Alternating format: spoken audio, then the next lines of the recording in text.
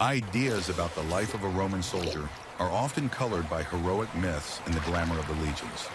The popular imagination conjures up images of mighty warriors fighting for the empire, always well-fed, well-equipped, and invincible.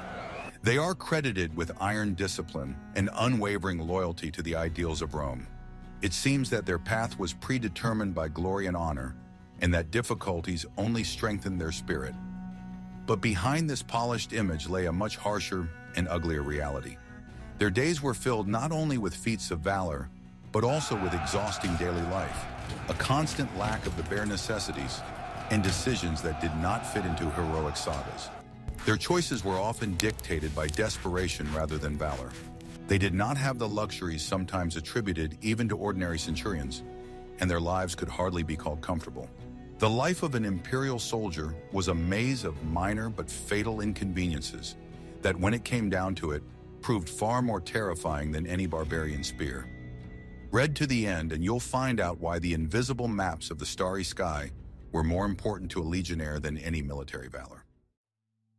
A Roman legion stationed somewhere in the depths of the rocky lands of Judea or in the sands of North Africa faced not only rebels and hostile tribes. In addition to direct confrontation with the enemy, another battle awaited them, the battle for water. This battle was no less, and sometimes even more dangerous than direct combat, because without water, life is impossible. It affected every aspect of their existence, from their combat effectiveness to their morale. In conditions where every source was worth its weight in gold and supplies from Rome took months to arrive, life was extremely difficult for the average soldier. Any delay or loss of a water supply could spell disaster for the entire unit. They were given a certain ration, but it did not take into account the enormous loss of moisture in the desert. This ration was designed for a moderate climate, but did not meet the body's needs in hot regions. Every day they lost up to several liters of fluid simply due to the heat and physical exertion of performing heavy work or marching for many kilometers under the scorching sun.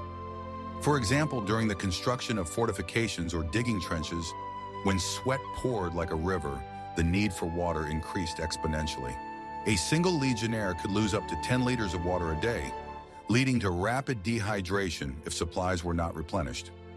Unlike modern armies, they did not have tanks of drinking water, and every sip was the result of painstaking work and enormous effort. This meant that finding, transporting, and conserving water became a priority task that took up a lot of time and energy. It wasn't just thirst, it was a constant, exhausting ordeal that affected every aspect of their existence. It affected their physical condition, mental stability, and ultimately their ability to perform combat tasks. Soldiers dug wells, which often turned out to be dry or yielded water that was undrinkable, full of sand or salt. Such wells not only failed to solve the problem, but could also exacerbate it, causing disease. Sometimes they had to search for hours for sources of water, straying from the main group and risking being ambushed by the enemy or getting lost in the endless sands.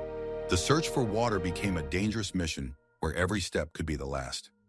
Imagine the scene: exhausted, weary legionnaires combing the dry, scorching terrain under the blazing sun, their throats parched and their hope fading with every kilometer they traveled. Their tongues stuck to the roofs of their mouths and their minds were clouded by thirst and exhaustion, making them vulnerable to any danger. In such conditions, even if there was plenty of fertile land around, the lack of water made it completely useless.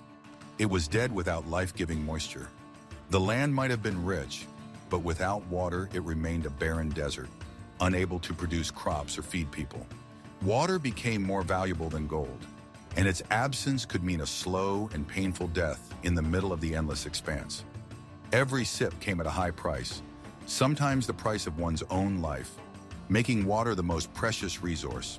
Soldiers had to decide whether to risk their lives for a few sips or to resign themselves to increasing dehydration, which weakened the body and mind, leading to hallucinations and disorientation. This choice was unbearably difficult, as both options promised unbearable suffering and death. It was a daily struggle for survival that had nothing to do with heroic battles, but it took all their strength, exhausting them not only physically, but also mentally. It slowly sucked the life out of every legionnaire, leaving them exhausted and listless, even when there was no enemy in sight.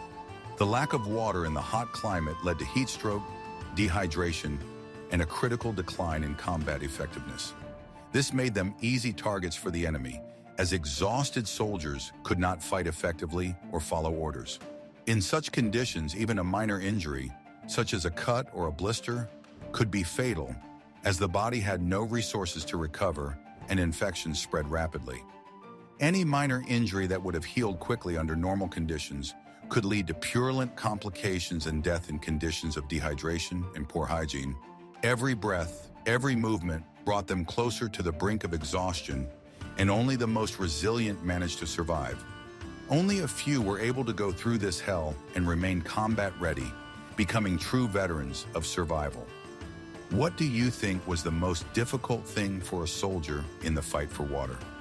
Share your opinion in the comments below the video.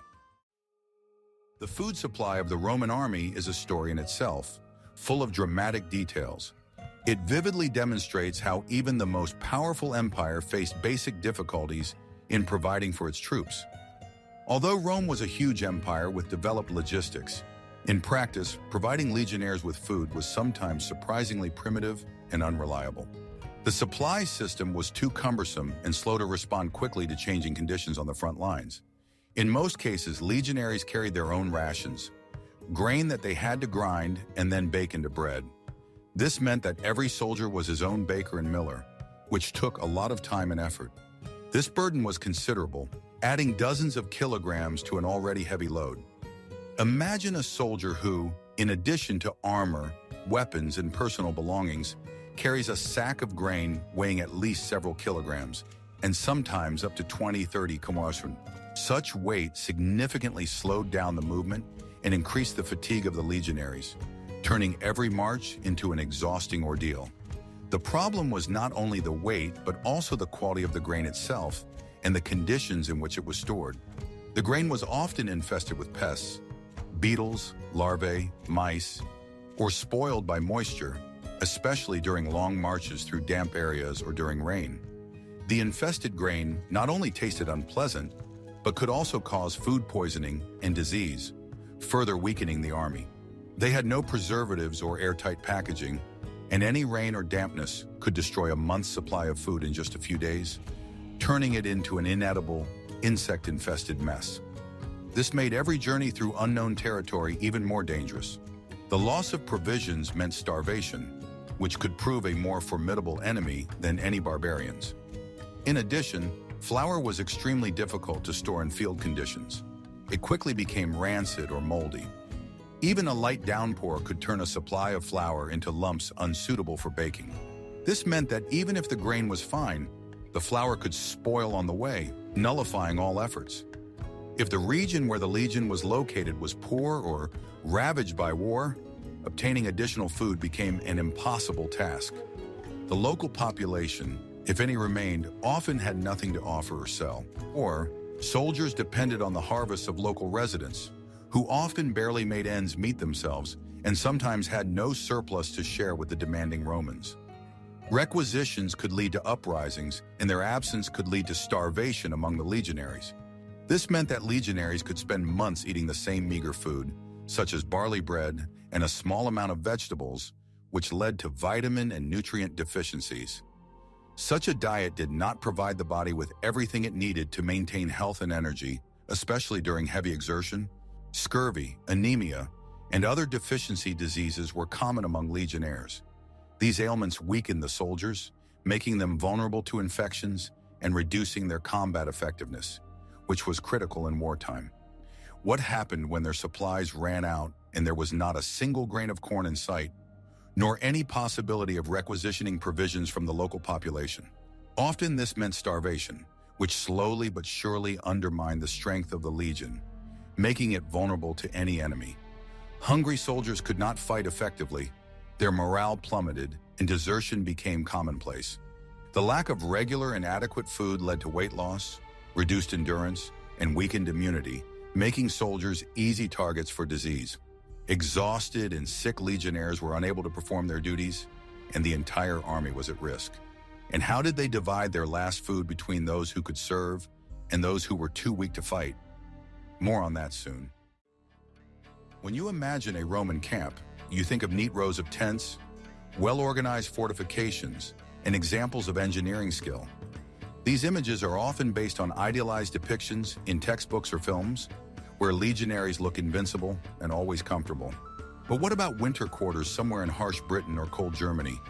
On the farthest and coldest borders of the empire, here the reality was far less heroic and much more brutal, representing a daily struggle for survival in extreme conditions. In these regions, the climate was completely different from that of sunny Italy, and the Romans faced problems they were not always prepared for. Severe frosts, heavy snowfalls, and biting winds were commonplace, turning winter into a real torture for the unprepared Southerners.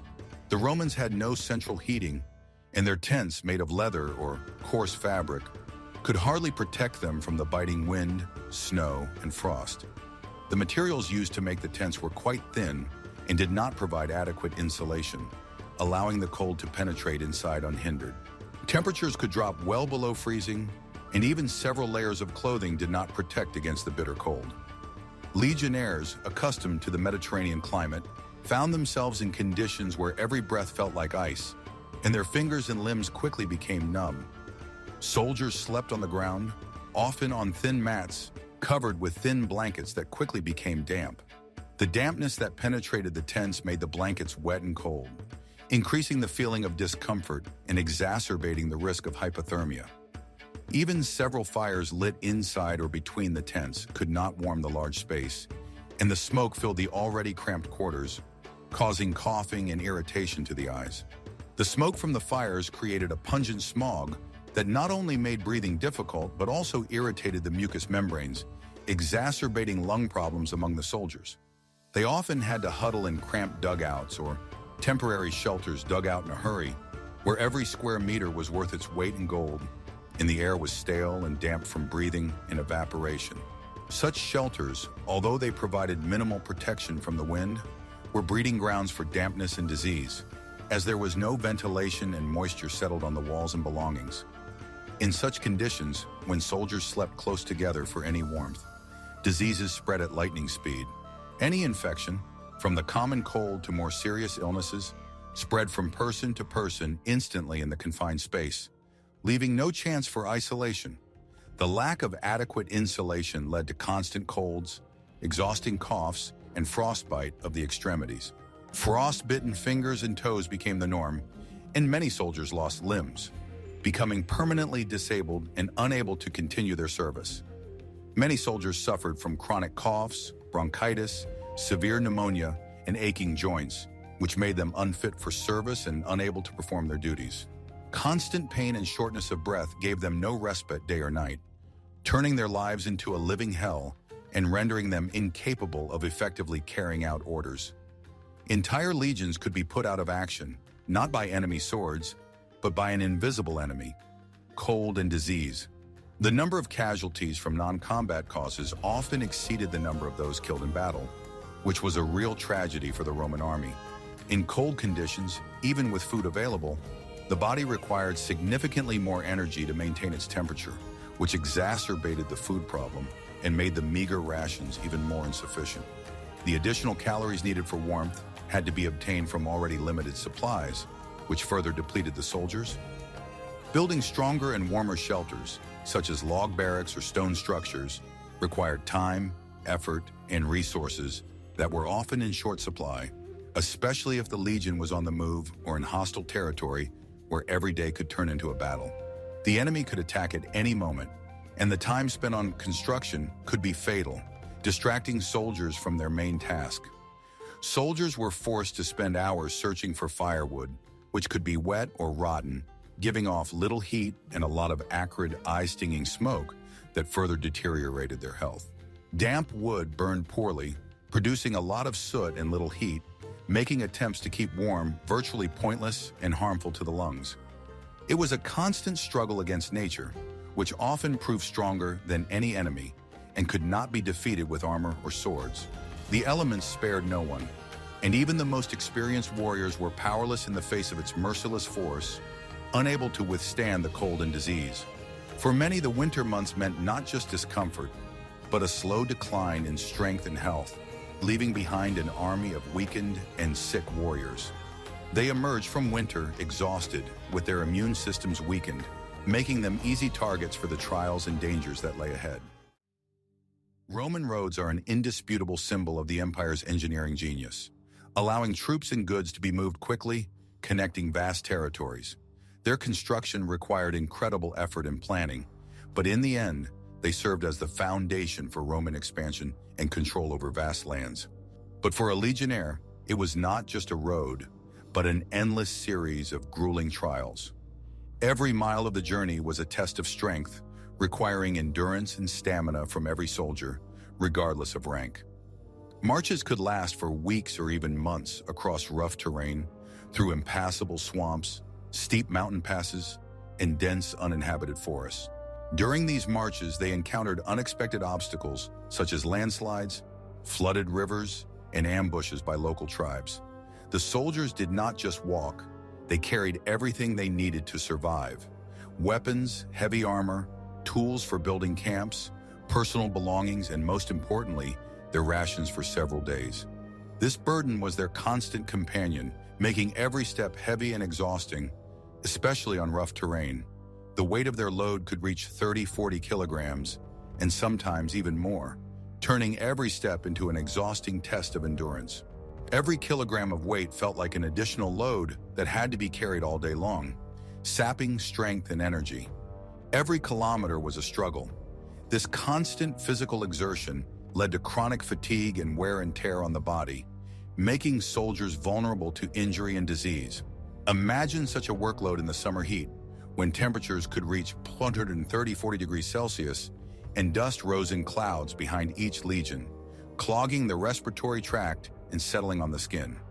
The hot sun burned the skin, causing heat stroke and dehydration, while the dust penetrated the lungs, causing coughing and respiratory diseases.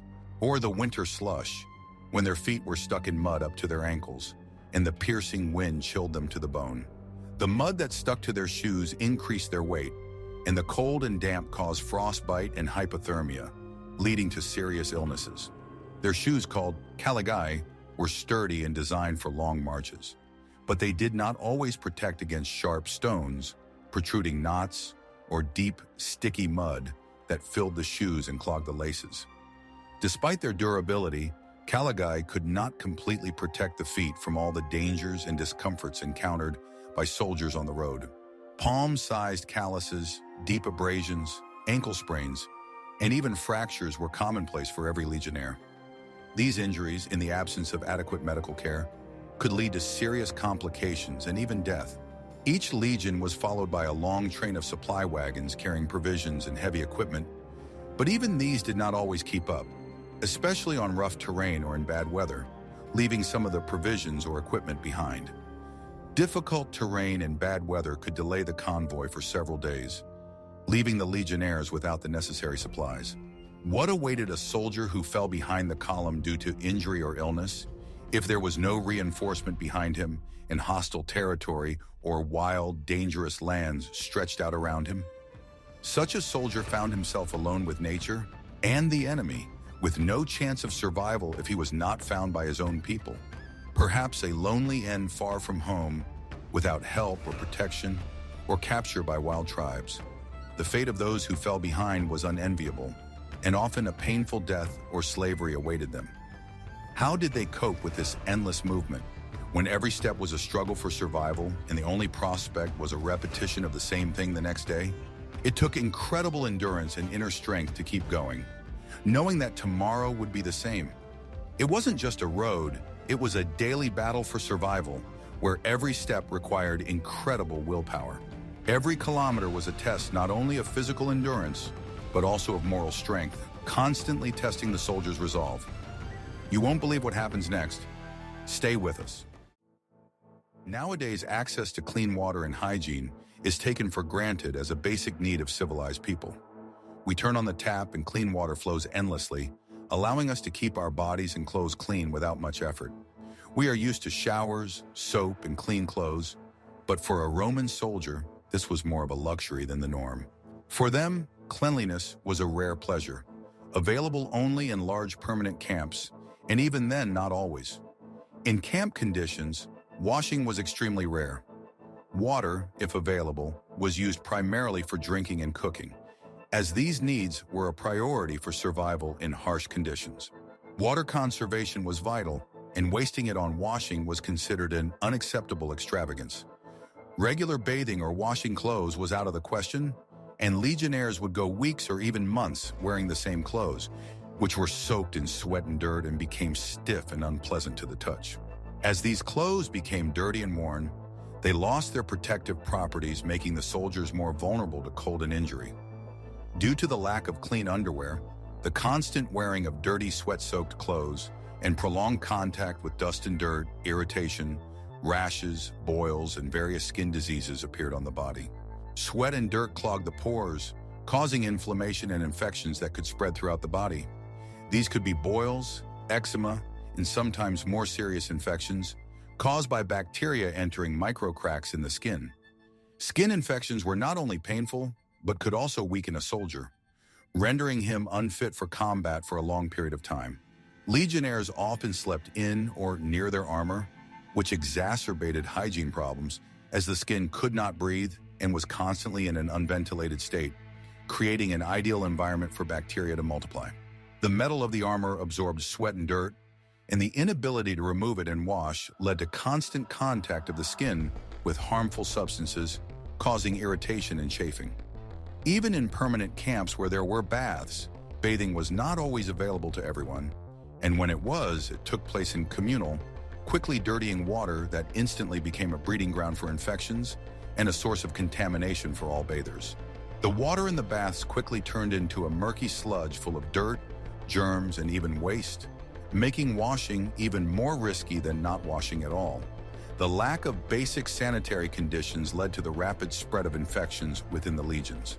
From common intestinal disorders to deadly epidemics, diseases spread like wildfire, wiping out entire units. A simple scratch on dirty skin could turn into a fatal wound due to purulent inflammation and subsequent sepsis, while dysentery, typhus, or smallpox could wipe out entire units, claiming more lives than enemy swords on the battlefield.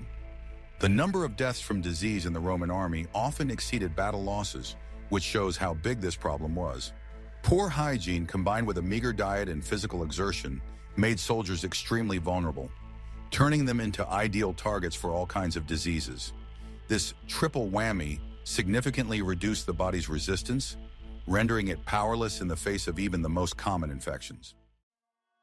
Although Roman soldiers were entitled to rations, their composition was extremely monotonous and often insufficient to maintain health under conditions of constant physical exertion and long marches. These rations, known as tractatum, were strictly regulated, but their quantity and quality often did not meet the real needs of the soldier's body. The basis of the diet was grain, most often wheat or barley, from which they baked bread or prepared porridge, pulse. This was their daily fuel, without which they could not endure exhausting marches and battles. It was their daily food, practically unchanged, which was supposed to provide them with energy for the whole day. Day after day, week after week, they ate the same thing, which quickly led to fatigue and loss of appetite. Sometimes beans, a small amount of cheese, and very rarely meat were added, which was most often dried or smoked so that it could be stored in camping conditions without refrigeration. Although nutritious, such meat could not completely compensate for the protein and fat deficiencies necessary for an active lifestyle. Vegetables and fruits necessary for obtaining essential vitamins were very rare, especially on long marches or on the northern borders of the empire, where the climate was not conducive to their year-round cultivation. In such conditions, when access to fresh food was limited, legionnaires did not get enough vitamins and minerals.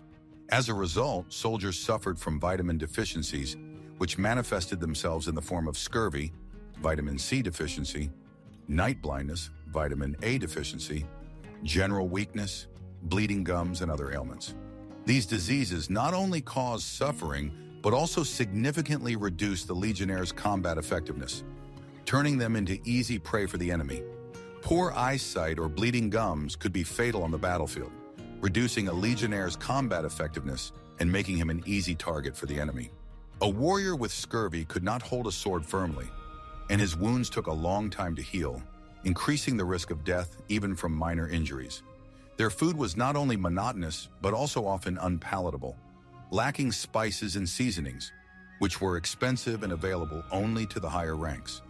The constant consumption of the same bland food also affected morale, depriving soldiers of one of their few simple pleasures. They ate to survive, not to enjoy or savor the taste, turning mealtimes into a routine chore rather than a joy. It was a forced existence where food was merely a means of sustaining life, not a source of pleasure or cultural experience. Despite its energy value, this diet did not provide the body with everything it needed to function properly and maintain health under conditions of constant stress and physical strain, leading to chronic fatigue and a decrease in the body's resistance. The lack of nutrients weakened the immune system, making them more susceptible to infections and slowing down recovery from illness or injury. Could this monotony break the spirit of a warrior capable of enduring any hardship on the battlefield, but helpless in the face of vitamin deficiency and a monotonous diet? It was a slow but sure process of undermining their resilience, manifested not in heroic deeds, but in a quiet, exhausting decline in strength and willpower. Don't switch channels. The most interesting part is coming up. The life of a Roman soldier was far from the romance and adventure often attributed to them in fiction. The reality was much more prosaic and difficult, full of monotony and physical labor. Most of his time was spent in grueling training, the purpose of which was to maintain physical fitness and practice combat skills until they became second nature. This included hours of marching in full gear, weapon drills, and collective maneuvers necessary for the legion's coordination. But even more time was taken up by construction work and routine duties that were an integral part of their service. They built roads, bridges across rivers, erected fortresses, dug canals for irrigation or drainage, cut down forests for construction, and built ramparts and moats around their camps, transforming temporary encampments into veritable fortifications in a matter of hours. It was hard, monotonous work that required enormous physical effort and was carried out in all weathers, whether under the scorching sun, pouring rain, or bitter cold. After long marches or construction work, they had neither the strength nor the time for leisure, and sometimes there was no opportunity for rest at all. Their only desire was to fall down and sleep, to recover at least a little before the new day. Entertainment was extremely limited.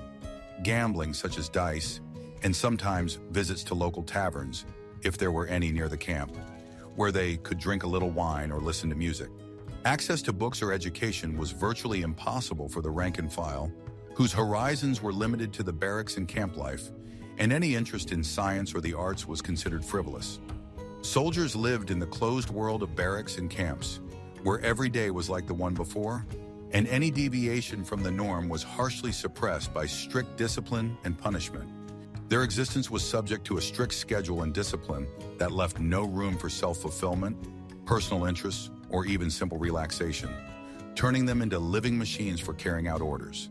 This monotony and lack of prospects, apart from a brief period of leave, could lead to deep despondency, apathy, and despair, which affected the legionnaire's morale and willingness to fight, undermining his inner motivation.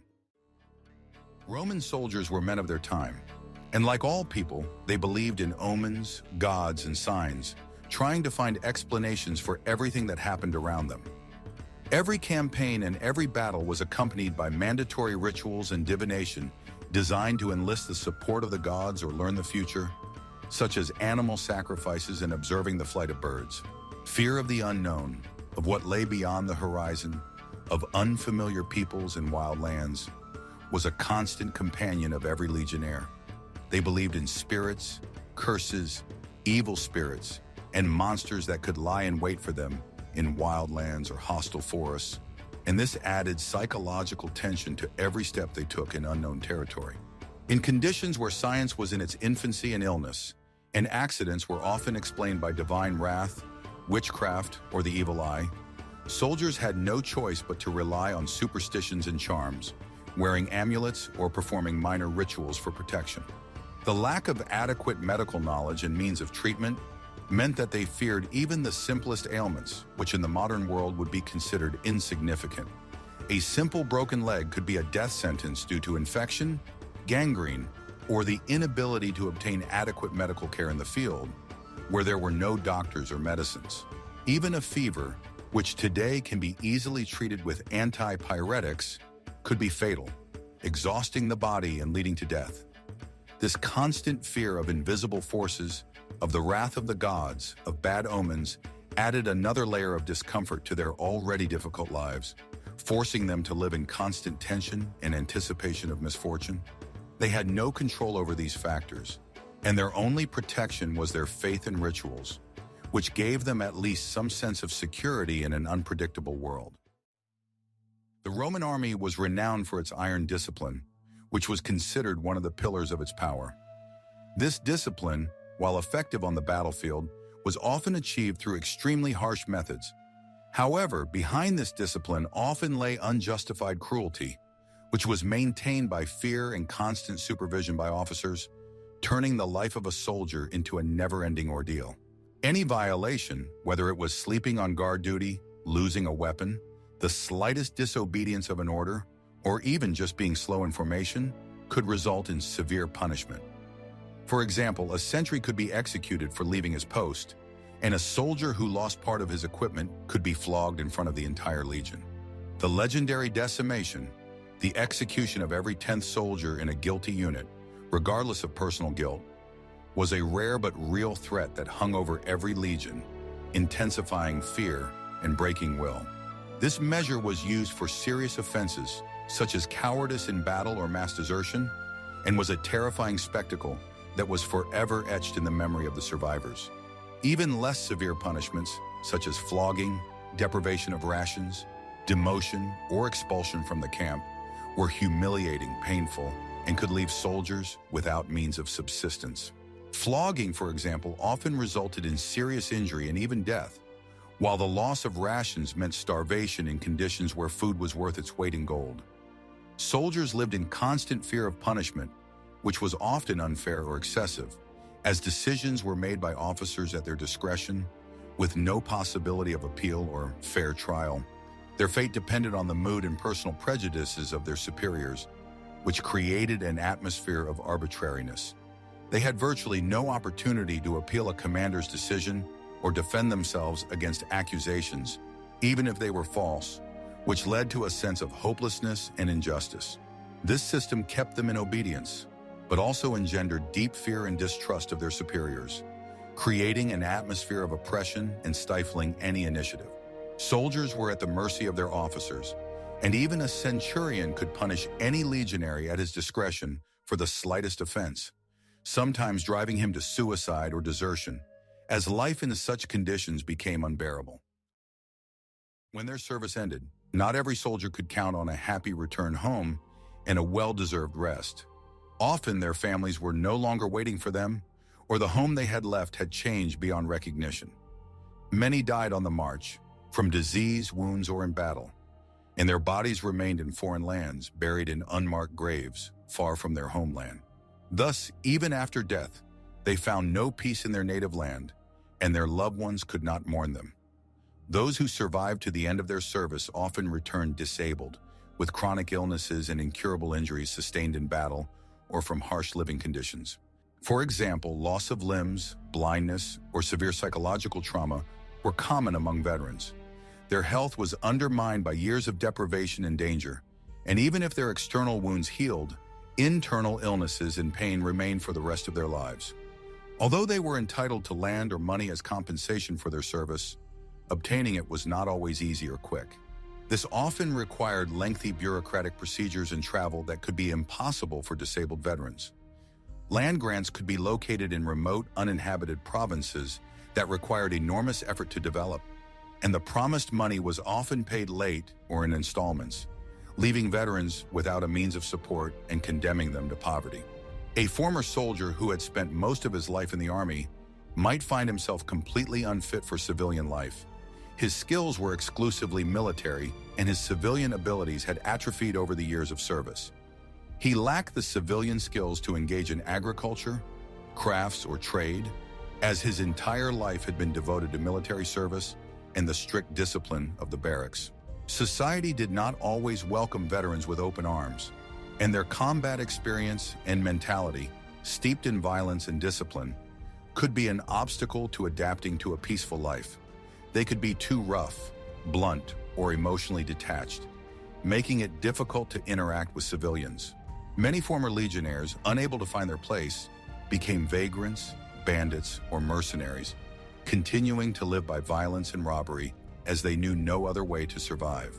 Their happy return often turned into disappointment and a new cycle of struggle for existence, only now not on the battlefield, but in peaceful conditions where their military skills were not in demand or even dangerous. The life of a Roman soldier, far from the gilded myths, was woven from a daily struggle for survival. It was full of deprivation, exhausting labor, and constant danger, not only from enemies but also from nature itself, disease, and harsh discipline. Their path was not strewn with roses, and every step was hard-won. These people, who forged the empire's greatness with their sweat and blood, lived in conditions that seem unbelievable today. Their steadfastness, endurance, and self-sacrifice were the result not only of patriotism, but also of having no other choice. The reality of their existence was far more prosaic and cruel than is commonly believed, forcing them to fight for each new day. What do you think about this part of history? What people or times would you like to learn about in the next issue? If you enjoyed this, subscribe so you don't miss the next dive into the life of ancient Rome.